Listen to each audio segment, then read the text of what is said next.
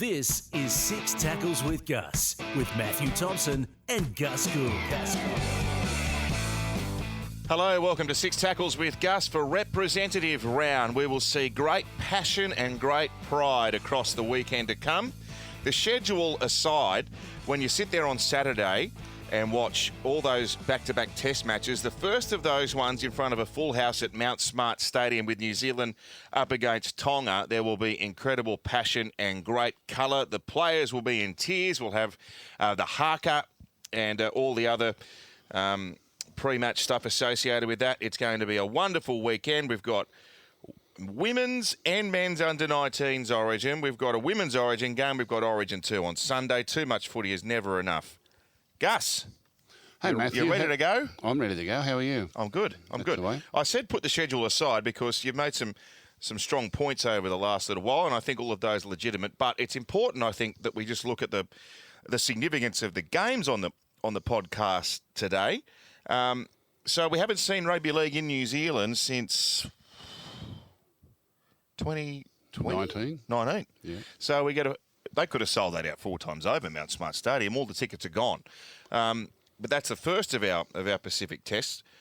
You'll see them all here on Nine's Wide World of Sports. I'm really looking forward to Saturday, just from the passion point of view, and the Pacific players, as you know better than anyone, have so much pride in representing their countries of origin.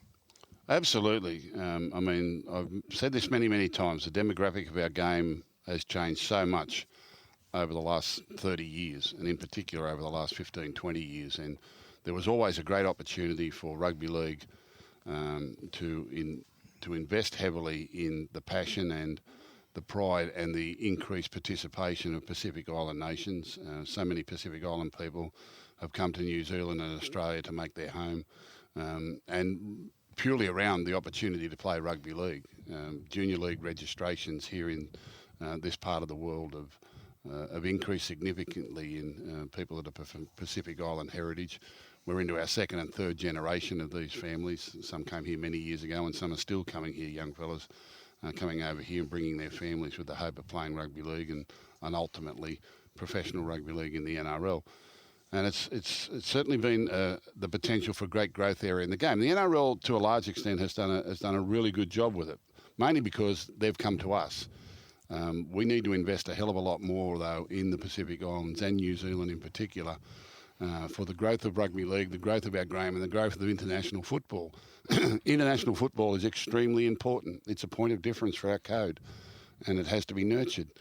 The issue is that the NRL, the National Rugby League,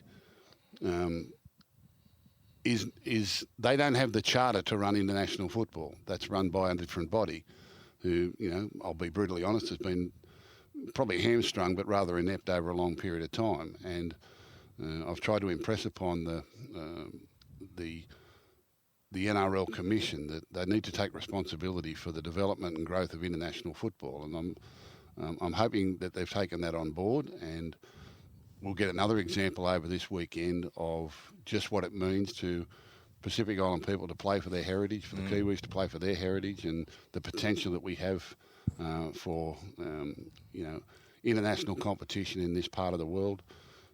But we just can't rely on those that come to Australia to get their rugby league education. We've got to help it in the islands and in New Zealand as well, and set up pathways over there for them. It's such an important part of our game, and the game is very, very different to when I first started following it back in the 60s and 70s. When I played in the 70s and 80s, it's a totally different world, the rugby league world these days, and we've got to accommodate that.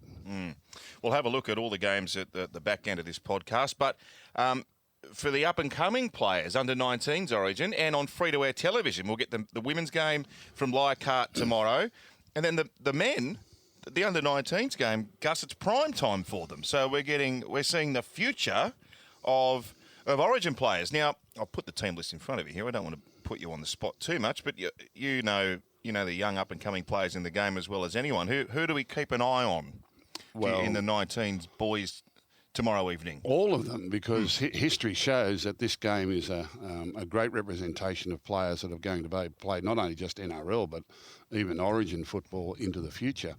And I'm just trying to find the last time that the under-19s New South Wales-Queensland game was played was probably 3 years ago. And from that, when you look at the list of names of fellows who played in that game, for New South Wales, Tex Hoy, Stephen Crichton, Jason Saab, Matt Burton, Wow. Blake Taff, Spencer Lenu, Sam Verrills, Kai Rodwell, Teague Wilton, Matt Dury, Stefano We took a Manu. Otukamanu, Matt Croker's in the Matt Newcastle Croker, team. yeah, Alex Seyfarth for Queensland, Ronald Mulatalo, Tessie Newey, Murray Talangi, Yeah. Brendan Trindle, Corey Pace, Kobe Hetherington, Ethan Bullymore, Tino Fasua-Malaawi, Tom Gilbert, Tanner Boyd, Ben Condon. So, Wow. you know, there's a large number of players who played in that game that have gone on to play NRL, and of course... So it was 3 years ago. That was 3 years ago. So now Stephen Crichton and Matt Burton and other players of Tino Fasua-Malaawi, now Murray Talangi, have all been picked in Origin teams. Yep. So this game that you're going to see between New South Wales and Queensland under-19s has a great record of predicting NRL talent into the future. They very rarely get these wrong when they're picked for these state teams at this level. So when you ask who to look for all of them, because there's a very good chance that you'll see a lot of them playing NRL very, very shortly, and could even be Origin players within 2 or 3 years.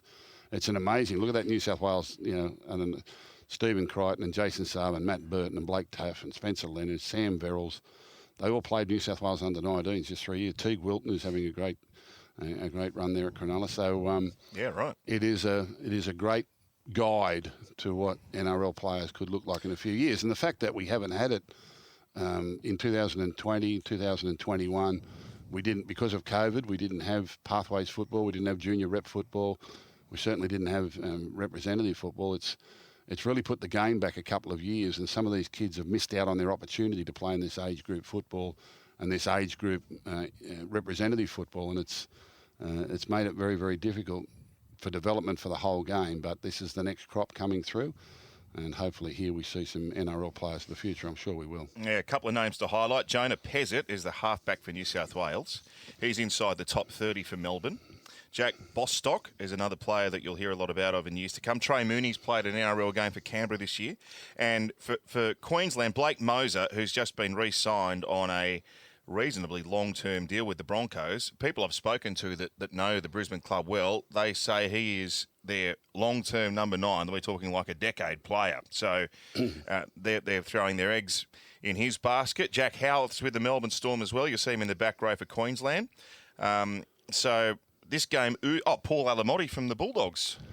Yeah, Paul. And Paul's still SG ball age. Wow. The centre playing for Queensland, Robert Toyer, who's playing with the Roosters, is a player of the future. I wouldn't be surprised if he gets a debut this year with the Roosters at the back end of this season. He's so good, and he's very, very dominant in his age group. Luke Jackson, another good player playing for Queensland, lock forward up there, who's got great potential.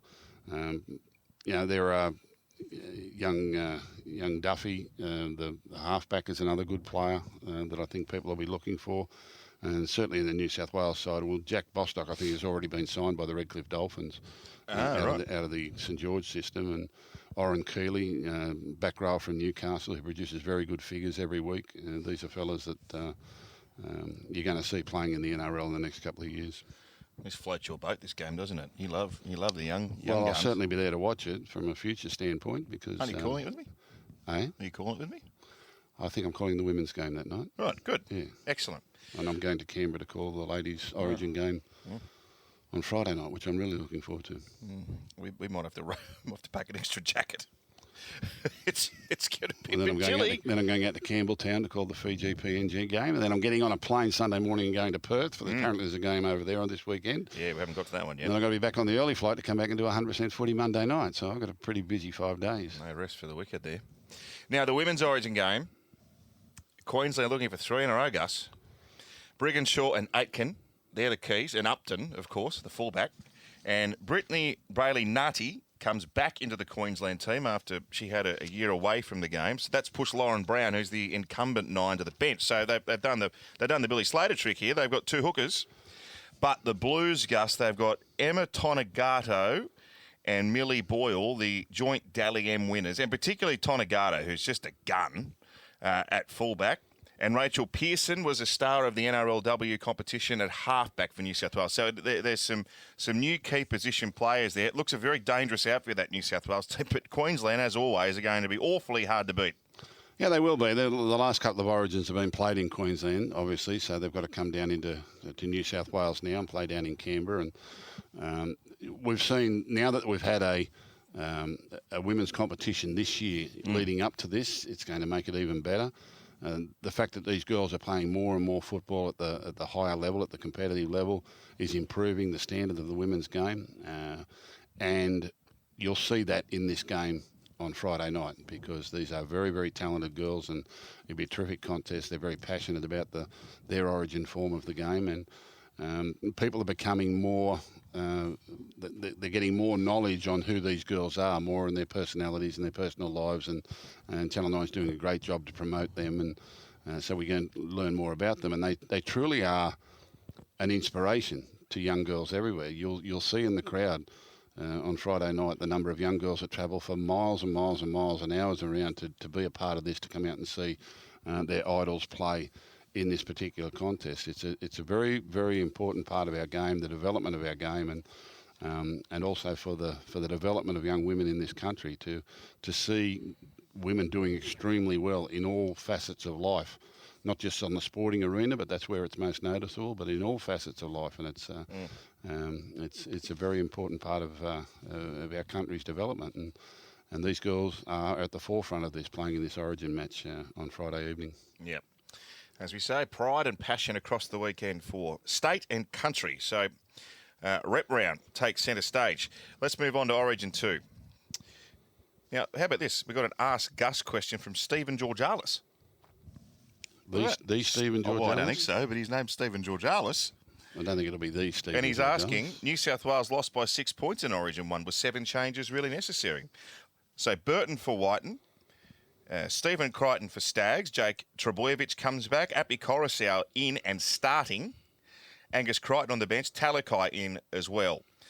At first glance, when I looked at that team, Gus, I think it's a more dangerous side and a team that will pose more questions to Queensland. Is that an accurate observation, do you think? Well, the first observation is, do you want to argue that any of these players are out of place playing Origin? And the simple answer to that is no. They all deserve their spots. I think we can look at them, either at club form or previous history, and understand that they're all Origin class players. So why the need for so many changes leading into Game 2? And is it an admission that maybe they got it wrong in Game 1, that the players got it wrong in Game 1? Did they get the selections wrong in Game 1? It's a lot of changes to make in the space of just one game.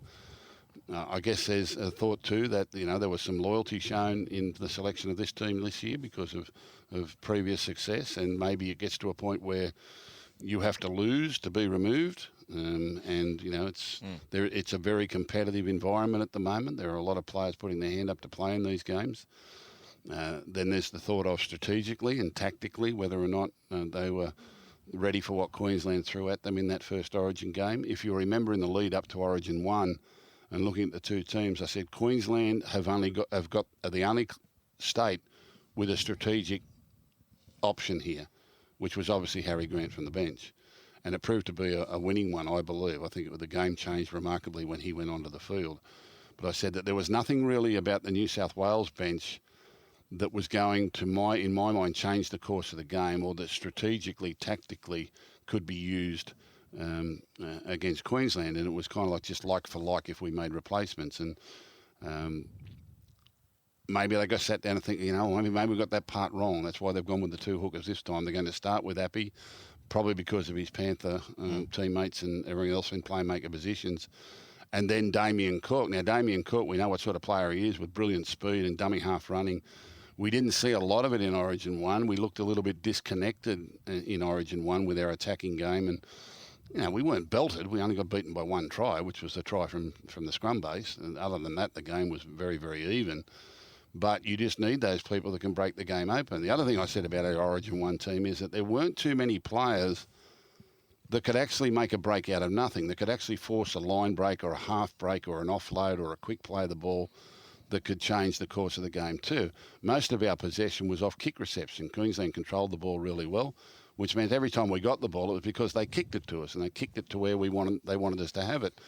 And we didn't play a lot of great football off transition. So you need those players that can actually do something a little bit extra.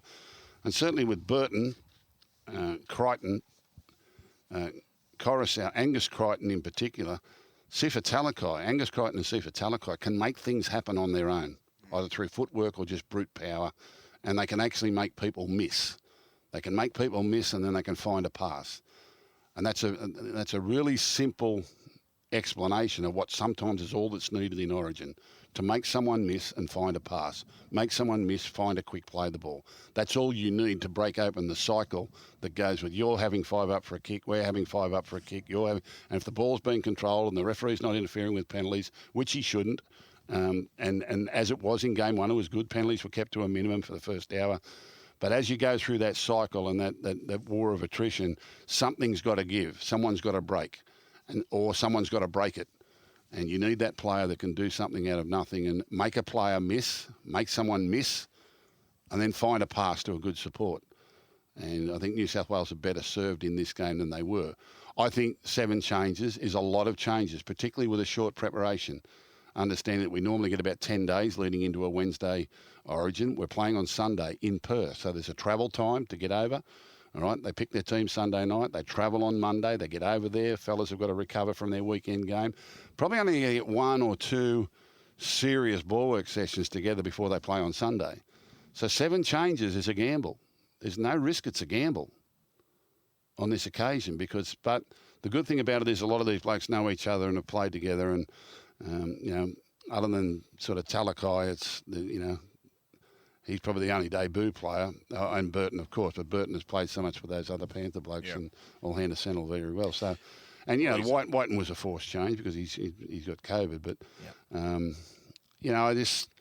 it is a lot of changes, but it's not impossible for them to put in a good performance. But it's not unprecedented. No, it's not unprecedented. Not for Brad. No. And not in Perth. This is very similar to what happened a few years ago, wasn't it? And they came up with a good result. But, the pressure's on them because this is a much better Queensland team. There is no risk. This is a much better Queensland team. And I think you heard in my voice leading into Origin 1, not that I would ever be caught dead tipping a Queensland team against New South Wales, but you can hear my trepidation in saying that this is a very good Queensland side and very traditional Queensland side. They played very traditional Queensland Origin football, and they were just a little too strong in game 1.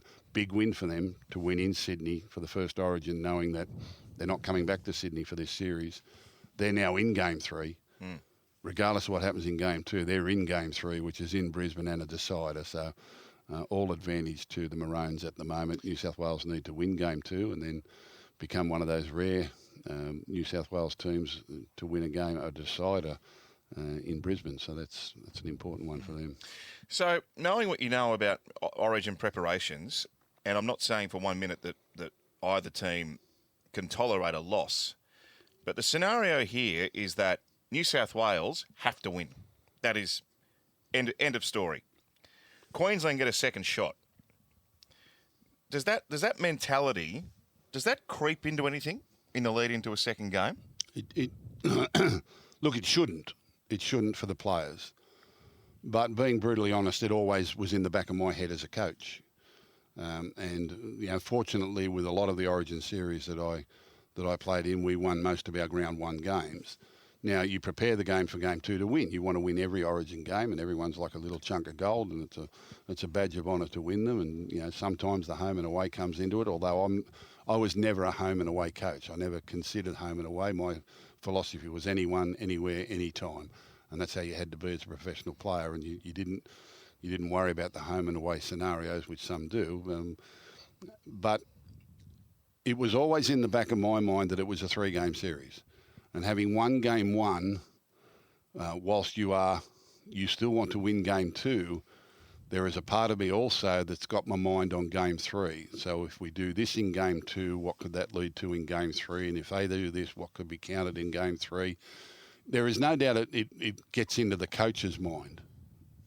And it could even go into the coach's mind with selections. keeping something up his sleeve for a round 3 as well. Now, that's getting a little deep into it, but I'll be honest, I always considered it as a 3-game series and tried to play it that way.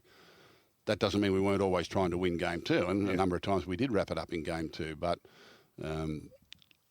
there was always a part of me too that tactically, strategically, selection-wise, I had game 3 on my mind, knowing that it was there. You know, great Jack Nicklaus said, if you've got 2 putts to win a tournament, take both. And that's an old saying that I remember, and it's, you know, you've got 2 games to win this series. You need to have part of you thinking about that. But it won't come into the players' mentality. You know, it won't come into any of the players that play in this, that game 3 is a buffer for them. It'll certainly come into the psychology of New South Wales at some stage of the game that the series is over if they don't win.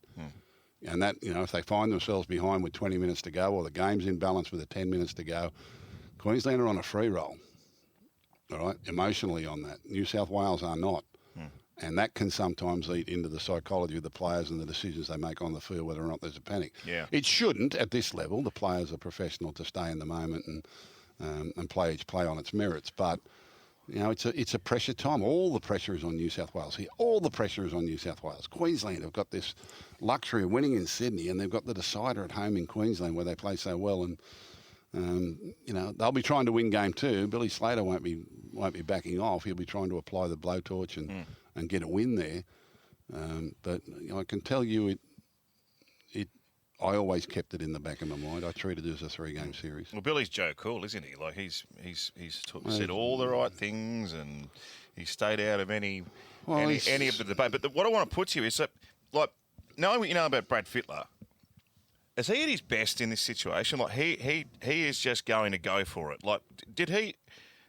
I suppose in game 1, like did Freddie in some respects might he have outsmarted himself a little bit? Like, everything else is off the table now. Like he's picked this team to go over and beat Queensland. That's the only thing he has to think about. Like, is this in some respects where he's at his best? Oh, absolutely. I mean, he's been down this road many times before. Both coaches have. They were both, you know, 5-star players at this level of the game and played plenty of football. And no one knows Origin better than Billy Slater and Brad Fittler from a player's perspective. And Brad's had a number of years in the coaching role now, and he's been in this position before. You know, but you know, I often say sometimes, you know, if you had to get someone to kick a goal to save your life, if you had to pick a team to save your life, who would you pick? And I just get the feeling that that's what Bradley's done here. He just knows that New South Wales need to win this game, and he said, okay, well, let's rethink this and say, okay, this is what I want. This is what I want to save New South Wales series. This is for the people of New South Wales and all the fans, and for the Origin series itself, and for Brad as well. If I had to pick a team to win a game, this is the one I've picked, and that the players should recognise that. The players should understand that, you know, and you know, virtually Brad's got to say, all Brad has to say is, have I picked the wrong blokes or the right blokes here? This is what's at stake. This is what's needed. Have I got the right blokes? I've entrusted you with this responsibility. It's not an easy gig. It's a tough gig.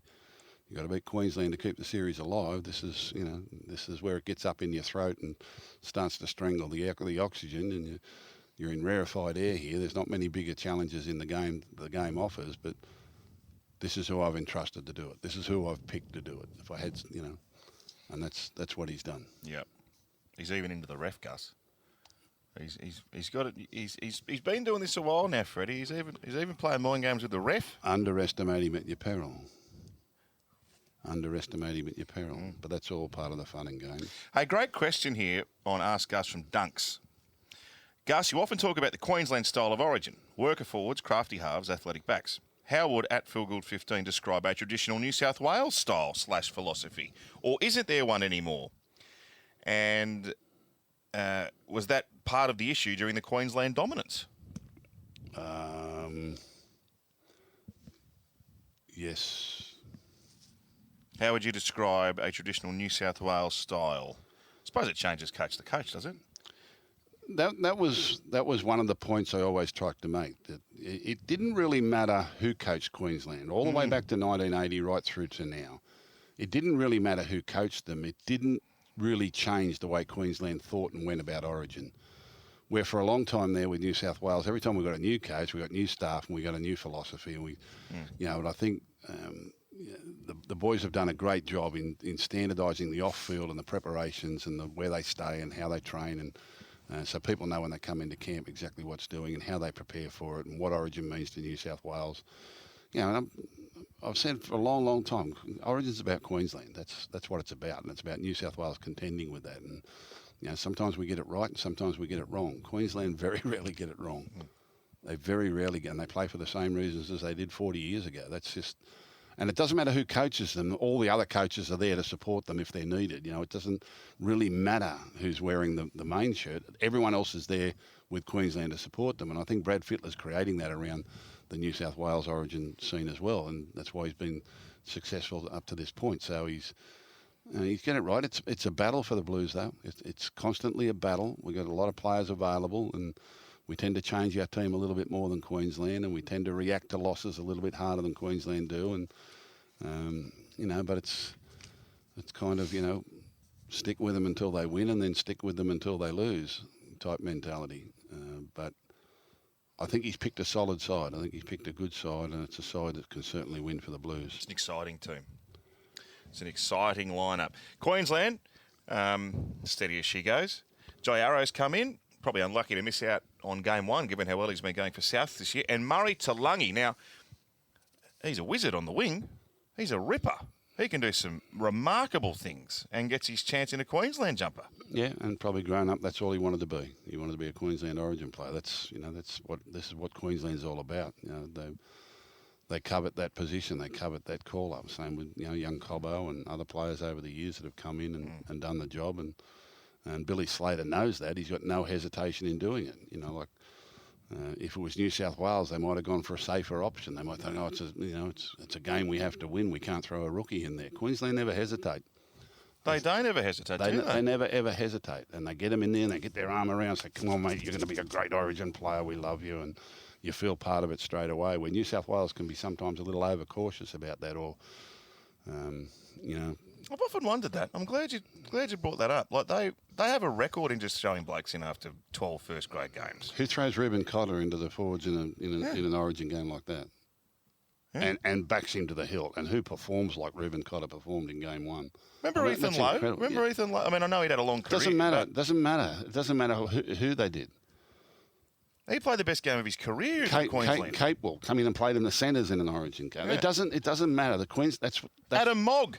That's what Queensland do. And when they go into camp, by the time they've been a couple of days in camp, that's what I mean. All the greats are around. There's still the Wally Lewises, and they all get around the campfire and they hug and sing the song. Kumbaya? Yeah, the whole thing. Marshmallows. That's just what Queensland. That's what it is. But that's the aura that's been created around wearing that jersey for such a long time, passed down from team to team and generation to generation, player to player, and you get in there and you feel 10 foot tall because, here's this player. Here's Greg Inglis telling me I deserve to be here and I was born to be here and I'm going to be a great Queensland player. And how am I going to let them down? I can't let them down. I can't let my state down. I can't let my mate down. It's just drilled into them for such a young age. And every Queensland kid grows up wanting to play for Queensland. In New South Wales, they probably grow up wanting to play for Australia. They probably want to play for the Dragons or the Eels or the Roosters or the Panthers. And then I want to play for Australia. Or my country of heritage, which is now a big part of the game. But New South Wales was always stuck in the middle. It's now trying to changing a bit. Do you think? I think it is. I think it's changed over the last 20 years. I think I do. I think in the early stages it was certainly a factor. And Queensland, they want to grow up playing for Queensland. They don't grow up wanting to play for anyone else. Everything else is a stepping stone to Queensland. You get the Fats in the corner with his head wobbles. Chris Close crying. That's it. Wayne Bennett just grunting at blokes. Yep, that's how they do it. Arthur Beetson looking down from heaven. So they're all there. Yeah. They're all there, hand in hand. Yeah. Cameron Smith. You got to beat the lot of them. Wrestling them all. It's not just the ones on the field. You got to beat. You got to beat the lot of them. You're surprised they're whinging about the ruck, given Cameron Smith's the assistant coach. Who? New South Wales. Queensland. Well, New South Wales. Yeah. You could see that coming a mile away, couldn't you? Yeah. Hey, but that's the battle of Origin. Yeah. Absolutely. They're going to be offside. They're going to cheat at marker. They're going to hold down. That's the battle of Origin. Don't whinge about it. You've got to deal with it. Don't tell them to stop. They're not going to stop. They've never stopped.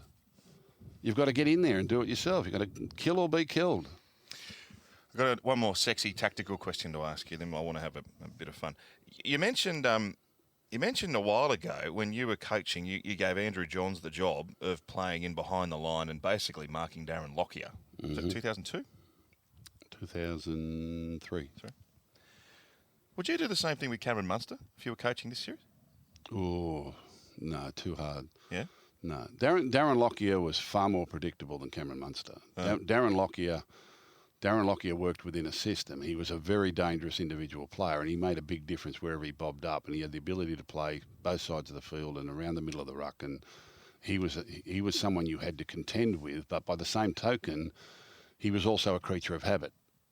He was a creature of predictability, which meant that, Andrew, who knew him very, very well, could sit behind the line and see virtually shadow him, a half pass inside him everywhere he went, knowing full well that he's going to come in to the play on tackle 3 or tackle 4 or then again on tackle 5. His first couple of involvements might be a pass and then the next one might be a dummy, but he's always running around trying to create, extra numbers and put people away. So it was important for us to even up the defensive line wherever he was, and we didn't see any other real dangers on the field. It was... Right. Virtually everything was going to happen. In the early days, when I coached Origin, they had Alan Langer. And Queensland Origin football was fascinating to watch. But I used to show still clips where the ball is being played in the middle of the field and virtually every Queenslander is standing around Alan Langer on the left-hand side of the ruck or on the right-hand side of the ruck. I said, we go out there and we hold our positions like under sixes. They're all over there. Why are we marking nothing over here? There are times where Queensland, particularly in the latter moments when the game was in the balance, there were times where everyone was on the ball. They used to call it get on board. They'd all be around the ball, just waiting for something to happen, for someone to poke their nose through, someone to make someone miss. How'd you defend that? We had to get over there with them too. That's what I kept saying to them. I said, it's no good holding your nice positions and saying I'm doing my job. Yeah. We've got to go to where the ball is. We've got to go to where the danger is. This is Origin. This is different. This is about... I spoke to you about it before, about jerseys in the frame, about how many jerseys there are. They've put their whole team in one half of the field. Why aren't we over there with them? Right? Yep. It's not as though they had fellas out here trying to hold us out so they could do something over there, which is the modern strategy and the modern game, what have you. But with Alan Langer and Kevin Walters and these fellas, when it got to the time where Queensland needed points, where Queensland needed to close out a game or to score or try to win, they're all over there around the ball. The ball's the thing, right? And that's where they'd be. And we had to be there too. So with the same philosophy, and because I came up in an older era where lock forwards used to be cover defenders or halfbacks used to be cover defenders, and there were 5 metre rules, and the game was much different than it was back then. But it was just something we brought in for that game because Darren Lockyer was such a key figure for Queensland in that side, and he was virtually the key indicator as to which direction they were going to go. I said, I need you to shadow him. Wherever he goes, they can't outnumber us. And Darren Lockyer was a great player to outnumber you, and he had his dummy and run. He had his, if you forced him, he could split the line himself. But basically, by that stage of his career, he was a great playmaker and a great one at reading where the opposition was short. So I said, well, we can defend the rest of it, except when Darren starts to inject himself on the play. And traditionally, they come in on play 3, they come again on play 5, then they're there on play 6. They're the crucial ones. They get more dangerous the further the set of 6 goes. They get more dangerous the longer the game goes. They get more dangerous the longer the tackle count goes. So it was just Andrew's job to shadow him behind the line and then not necessarily defend Lockyer, but get into the line and push us one wider so we had the numbers. Okay, so the decision-making was a little bit easier. And then maybe on tackle 5, shoot out of the line from behind the line, time the run and get up there and make him kick a little bit earlier and don't let him run, make him... you didn't want to force him to run because he was more dangerous when he ran than when he kicked it, but at least put some pressure on him. And that's, and you probably only get away with that once. And we only tried it the once. but it was very, very effective. And I think it went a long way towards nullifying them and getting us a win. So if you're constructing the defensive plan to Munster, given how what are you going to do? He's different. See, look, and this is the other thing about the Melbourne Storm and the way that they play. And a lot of teams, most of the teams play exactly the same. They have their structures and they have their what they call good ball, and coming out of trouble, and they get into good ball where they run what they call shapes, and they run structures, and they've got their inside and outside dummies and their lead runners and their decoys and their sweep runners, and everyone pretty much plays the same, don't they? They do the same sort of stuff. With the Melbourne Storm, as they're evolved over the years around these great playmakers, it looks a hell of a lot more ad lib, but there's not. There's actually a strategy to everything. When you look at the players they've got, like Jerome Hughes, their halfback, and Pappenhausen, their fullback, and Munster, who's an incredible player, and then they've got these two dynamic dummy halves in Brandon Smith and Harry Grant. And they've got these big forwards, so what they do is they run these big wide passes from the dummy half to the forward who gets up and half tries to beat a man and get a quicker play of the ball. And the moment he can get a quicker play of the ball, bang, Grant's out a dummy half and he's running. Yep. There's no strategy to it. It's just he's going to go bang and go. And then sometimes Smith will follow it up as well, and they'll get in and out the line. They don't run the same line every time. People will push up in support, but it's about breaking up the defensive line and get them jagged and get them outnumbered. And every time there's a half chance, and all of a sudden Munster and Hughes and Pappenhausen swoop on it like seagulls on a hot chip, and they're all there and they've got you outnumbered before you know it. You're waiting for the big play. The big play's gone. That's the big play. That's the big play. It's about the forwards laying a platform for Grant and Smith to disorganise you with some unpredictability out of dummy half. And then they either get an offload to a Munster or a Hughes or a Pappenhausen, particularly Munster, because you'll see Munster, he'll go this way, don't like that, go back that. I mean, he's like a jackrabbit. He stops. He stops and starts. He beats them. And they all sit and wait. Yeah. And what he's doing is he's waiting for someone to be a bit slow in the line or someone to be a bit quick in the line, someone to come up too fast. Defensive lines. If everyone stays the same space and moves in the same direction, at the same speed, doesn't matter if it's up, back, side or what have you. If everyone holds their spacings and the line stays level and everyone works together, it's very hard to break. Where you break a line is when people move in different directions at different speeds. Yes. They're spooked by something. They make a decision on impulse or panic where it's not communicated to everybody else and it's not mirrored by the bloke alongside of him. So suddenly I go out when the bloke inside me's gone in, or he goes out and I'm coming in, or he's gone up a bit too quick and I've stayed back, or I've gone up quick and got in front of him, and it creates gaps in your line that shouldn't be there, or opportunities. So New South Wales have got to have the discipline to hold. They've got to hold. Right, they've got to let him run himself dead. In those moments where he's got the ball from broken play like that. Smith and Grant provide their forwards fly to platform. Smith and Grant provide where they'll break the defence down a little bit, in that defence will move in different directions at different speeds. And once you do that, the footwork of Hughes, the footwork of Munster, the support play of Pappenhausen, and then they'll get in behind. You might get them on this occasion with a low tackle where they get up and play the ball quickly, they're off again, and they're at you. And there's no predictability about it. That's why they rattle up big scores. Because everyone's waiting for predictable. If everyone's got the same shapes and plays and it's predictable, unless there's a massive talent level, which there is in the competition at different times, you should be able to hold a defensive line that can compete. But things like Melbourne Storm with those sort of players, and Panthers have created it as well with their system, but it's too hard to hold your form, and it's less predictable because of the genius of the players or the skill set of the players that are coming at you. That's why everyone's screaming for halfbacks. There's only so many good ones to go around. This is no surprise, but I mean, Bella, he's a genius, Bellamy. Like he has reconstructed that team to fit the individual strengths, hasn't he?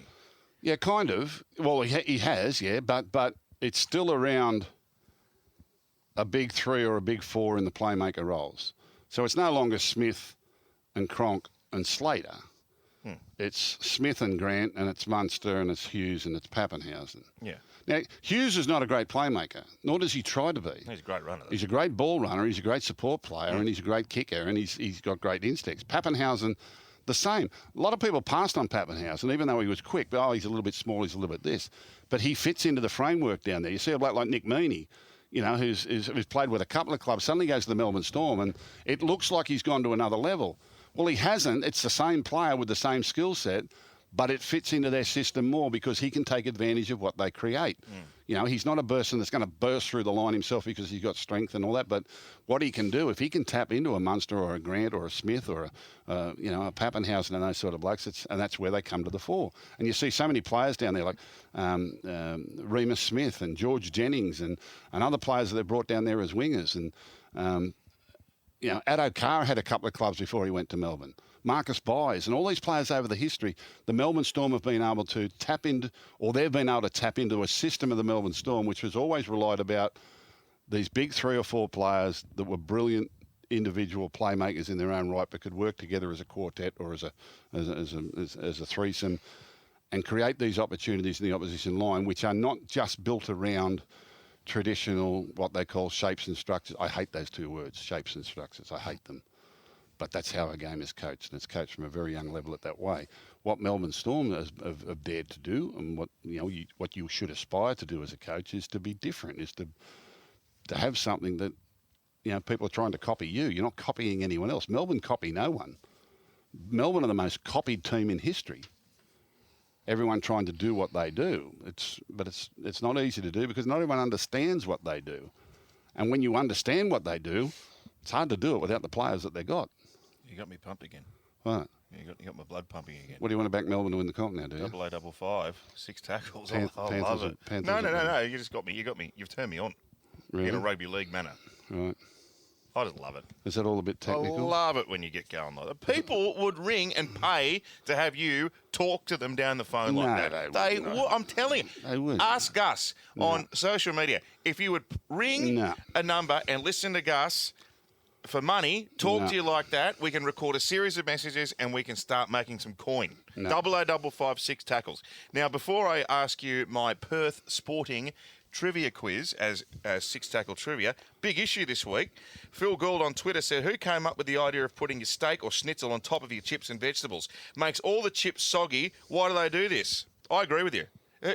That is just nonsense. What if you try and cut it? Did we ask for this? You squish the chips. Did we ask for this? Did I miss a meeting?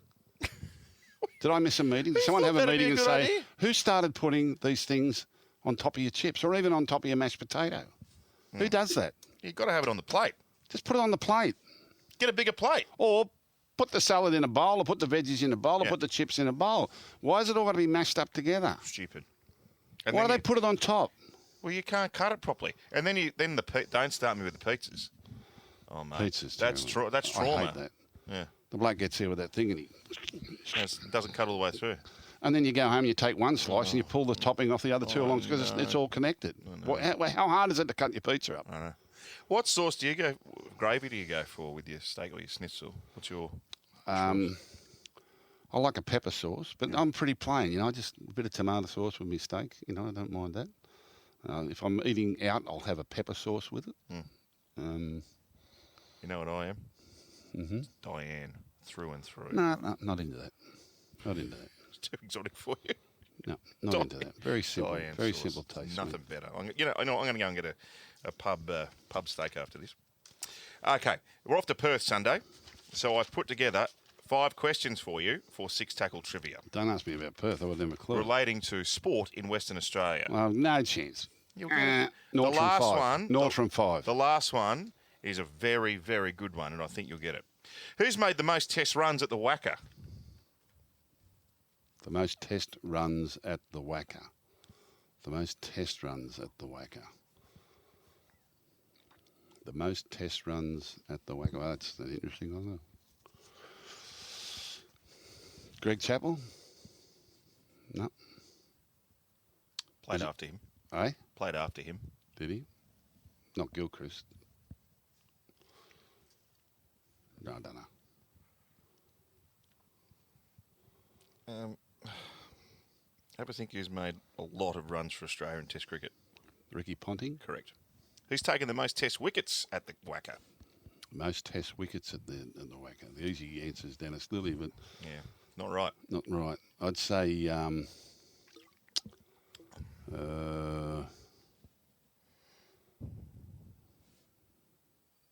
I don't know. What? He's taken a lot of wickets, but not as... McGrath? Correct, Gus. Correct. So he's 2 from 2. Who were the two coaches of the Western Reds? Peter Mulholland. Yeah. Peter Mulholland. Two coaches of the Western Reds. It's a tough one, the second one. Peter Mulholland. Great player, this bloke. I think he might have played a grand final against him.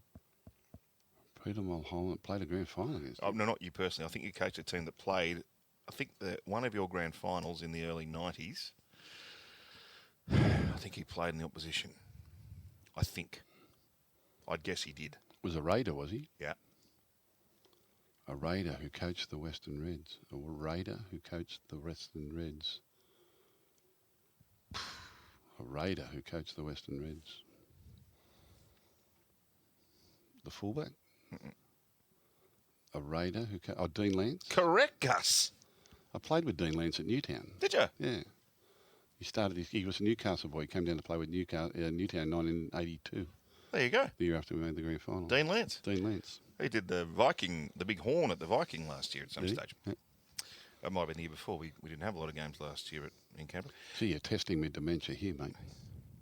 Name the only New South Wales representative to play for his state from the Western Reds. Now, not a player who has played Origin and also the Reds, who was picked to play Origin from the Western Reds. From the Western Reds? Yeah, the only New South Wales representative to play Origin from the Western Reds.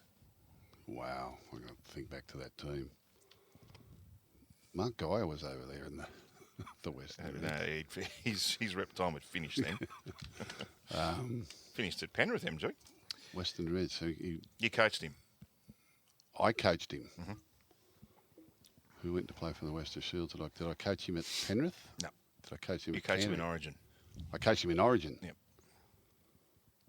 I coached him in Origin, not Yep. when he was at the Western Reds. No. Brad Mackay? Correct, Gus. Very good. Name this West Australian champion.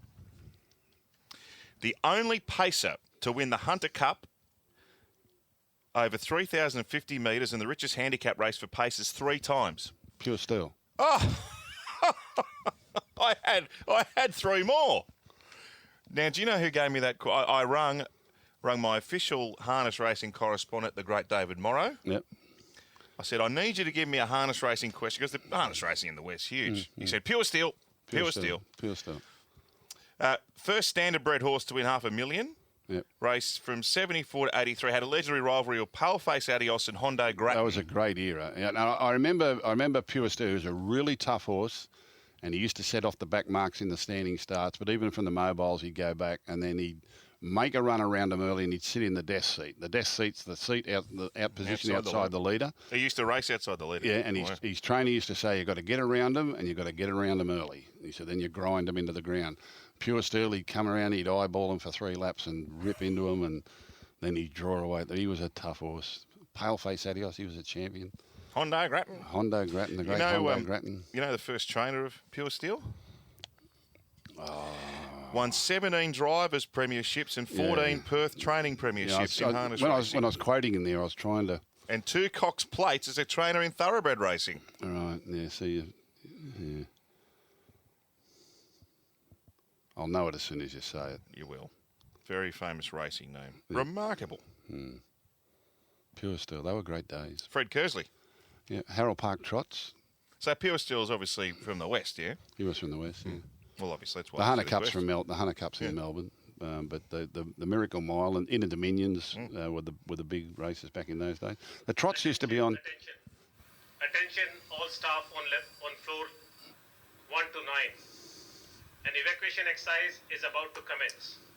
I'm assuming this is just an exercise and not an actual evacuation. Before evacuating the floor. Thank you. Well, if we're on fire or about to blow up, you and I are going to die. Do we go or we finish the podcast? We'll finish the podcast. It's a drill. You think it's a drill, do you? Well, how come his voice comes through into here? I don't know. Are we going to keep it that might in the be podcast? serious. Maybe we can. It might be serious. No, he said it's an evacuation exercise, not evacuate now. Well, as if anyone's going to respond to that. That's like a Faulty Towers thing. You ever see the Faulty Towers when we wanted to have the fire drill? Go and get it on YouTube. Yeah, it's the funniest episode you'll ever meet in your life. Basil Faulty trying to run a fire drill He's At Faulty Towers. Didn't Sybil give him the shits? My goodness. Go and watch it. Go and get it on YouTube. Faulty Towers. The fire alarm. My favourite one's Dragonfly. That was my favourite. Dragonfly. Yeah. Sorry, where were we? I got them all right, didn't I? Yeah, you did Pure great. Steel. You did a great job, Pure Steel. Well, that's back in the days when harness racing used to be on free-to-air TV. And I rang David Morrow, my dear friend and colleague, because he used to call the trots on free-to-air television. It used to be on the ABC. Yeah. On the ABC, back in the days when it was even black and white, but on the ABC, every Friday night, they play the legs of the double, the last 3 or 4 races from Harold Park. And they'd also, and it'd be right after Pot Black. Yeah, where you'd watch the snooker. Speaking of David Morrow, his mate on the continuous call team and a former flatmate of yours, Darryl Brayman, turned 66 today. Does he really? Happy birthday, big man. Send him a note, Big D. Let's take a break. On the other side, some more Ask Gus and a little bit of club footy to talk. Let's see if we're on fire. 6 tackles with Gus. So, you found a new coach, eh? Who? You're going to sign Christian Wolf, apparently. Right. You been talking to him? I thought we'd signed someone else. I thought they'd announced someone else last week. Have you spoken to Christian Wolf? Or someone else the week before? I didn't really want to... I don't know how to bring this up to you, so I'm just going to peel the Band-Aid off. Have you spoken to Christian Wolf? I keep saying this. People Have you keep spoken asking, to Christian Wolf? No. I keep saying this. I haven't spoken to anyone, nor am I going to speak to anyone in the immediate future. We're trying to get our club right so that when I do ask someone, they say yes immediately. You won your last 2. They say yes immediately because they can see what we're doing. We've got a lot of things to fix up, a lot of things for the future. It's going to be great. Bulldogs is a big club. It's a great club, and I know it's been down for a long time, but it's going to turn around. I promise you. It's not going to happen overnight, and I don't want to be going out and asking coaches and them saying, "Oh, I don't know," and it'll be too hard. And so you have not spoken to Christian Wolf? I have not spoken to anyone about coaching the Bulldogs. The only one I spoke to was Mick Potter the day after Trent Barrett resigned and said, "Mate, can you help us out for the rest of the season?" Which he's done, and he's doing a terrific job. Lovely bloke, Mick, and he's doing a great job. He's given the same answer for 3 weeks. As are all the other staff. Look, as I said to that stupid bloke Paul Gallen on 100% footy the other night, he said, "Are you going to give me a political answer?" I said, "No, I'm going to give you the truth. It mightn't be the truth that you want. People don't like the truth, but if it doesn't suit their cause or their agenda. I can only tell you the truth, and the truth is I'm not talking to anyone. Okay. We're getting on with our job." Gus has not spoken to Christian Wolf despite reports to the contrary that the Dogs have decided they're not interested in matching the Tigers' offer to Cameron Ciraldo of a 5-year deal. Mustafa asks Gus, what do the new state-of-the-art facilities at the Bulldogs mean for the future of the club? Brilliant. It's for the future of the game, not just the Bulldogs club, but to receive that amount of government funding, and our plans are. So this was in yesterday's state budget, was it?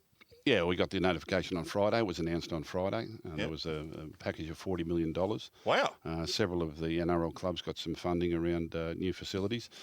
We probably lit a fuse under this with what we created at Panthers with the Centre of Excellence out there, and which I said would be a source of inspiration and aspiration for young footballers in Western Sydney and beyond the mountains out to as far out as Dubbo and those sort of places, which it has. And it's been wonderful, but it's lit a fire under a lot of the other NRL clubs who realise that you need that professional, visible home, which not only gives prestige to your club, but and also gives you the ability to develop pathways for your club and coaches and promote people from within in all, not just players, but staff and members and all those sorts of things. That's what a professional organisation should look like. So Panthers sort of led the way there, and then what we've seen is, Parramatta and West Tigers and even Manly to a certain extent, the Cowboys, the Broncos certainly, Newcastle, have all since that time gone around and organised funding and build themselves centres of excellence. And it's great. Canberra Raiders have done it. All the clubs are doing it. Melbourne Storm have been blessed. They've always had great facilities down there at Amy Park, but it's how a professional organisation should look. We went all around the world to look at it, and what we created. And that sounds like we are in trouble. Well, Gus is so clever that he's organised a fire alarm, or at least a fire drill, to avoid being grilled anymore about the Bulldogs. We have to get out of the building. We've got to leave. I've got to get other appointments. Yes. I've got people to meet, people to see. Origin Sunday night. I can't believe this. Exclusively live on Nine's Wide World of Sports, where there will be no fire drills either here or at Optus Stadium in Perth. And Rep Round kicks off tomorrow night with, actually at 5:30 tomorrow afternoon with the women's under-19s and the men's under-19s. I'll see you for the weekend. Hopefully not char grilled. Good luck to the Blues. Let's get a win.